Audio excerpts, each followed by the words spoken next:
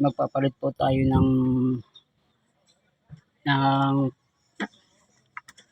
fluid ng sa manobela. Kasi matigas, umiingay yung kanyang manobela. Papalit tayo ng hydraulic fluid. Ito ang gagamitin natin ay fluid na ito. Pero lilinisan muna natin, i-drain muna natin itong sa loob para siguradong malinis po yung linya nito. At yung may-ari sabi matigas nga daw ang manobela, kaya pakadumi nga nitong laman nitong na-drain ko na yung iba.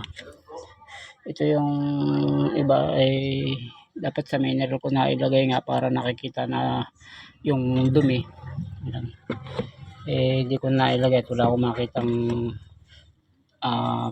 yung transparent na bote. And tinanggal ko na po itong return dito sa reserve niya. Tinanggal ko ng return para dito natin palalabasin at i-start ang makina para dito siya lumabas.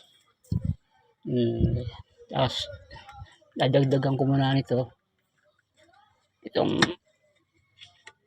fluid para panghugas sa kanya. Ayan, hugas po para malinis yung nandun sa loob. Ayan. Para siya ma-drain ng maayos.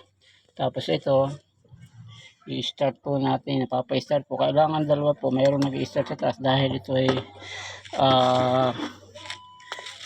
elf na plus band, hindi pwedeng solo. Buti ko mga kotse kaya-kayanin. Okay, sige, start lang.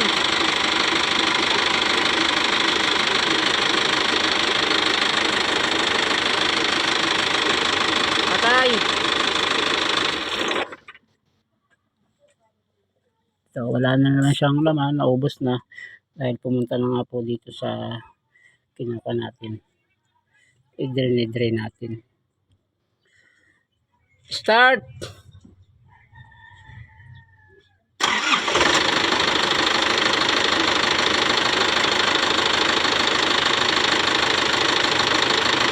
Patay. Ayan po, tumutulo pa rin siya. Ayan yung madudumi.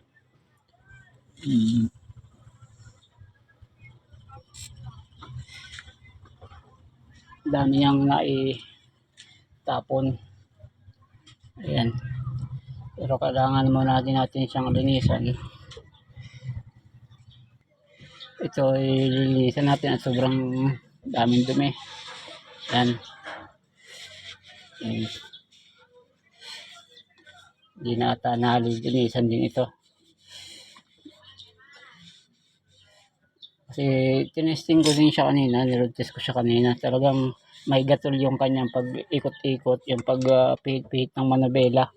May gatol siya, kaya kailangan siguro palitan yung dahil napakarumi na nung fluid niya dito sa papuntang gearbox ng power steering. Sa manobela po ito. Nagtulo nga yung iba, kaya malinis para makita naman ng may-ari, miski madumi yung sasakyan niya, malinis naman yung ginawa ko.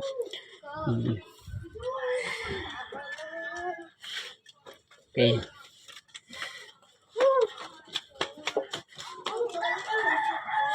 ay dadagdagan ko na naman siya ng dito. Ito, dadagdagan na naman natin ng fluid para i-start ko ulit para yung nasa loob ay mapalitan at mahugasan.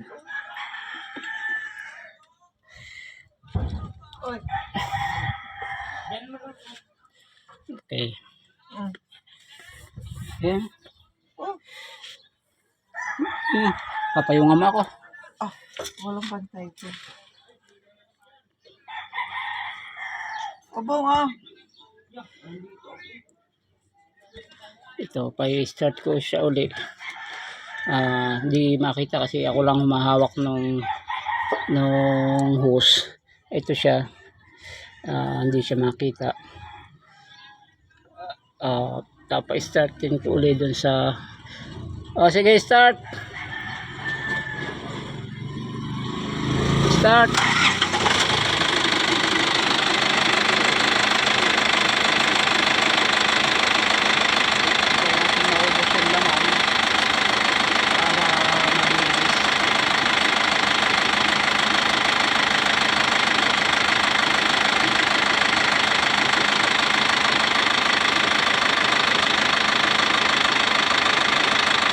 Patay.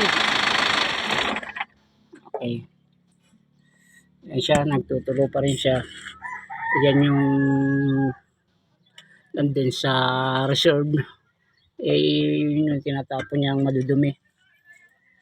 Nakakuha ako ng kulang 1 litro dun sa dati niyang ATF.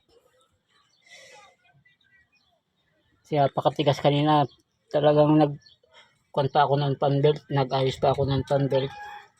Tapos nung maayos ko ng fan belt, naglambot-lambot siya. Kaya lang talagang paalitan niya yung fluid niya. Ito ang solusyon lamang, yung maglinis. Hindi naman habang natutuyo ito ay gamitin nyo lang gamitin. Ang ganito, pag maitim at nakikita at marumi na, yan po talaga ay pinapalitan. Para din po yan sa makina. Dahil dumidiretso po yan, pupunta dun sa hydro box niya.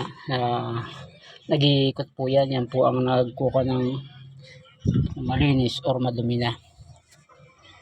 Okay, ito tatapusin po natin at medyo mahaba pagka ubusin natin ang videos. Pinakita ko lang po sa inyo na ito po ay pinapalitan ang fluid po nitong power steering. Hindi po kung may fluid kayo, dagdag ng dagdag. Pag marumi na po ay talagang may kusos po na talagang tumitigas. May gatol pag kaliwat kanan ang manubela. Okay po.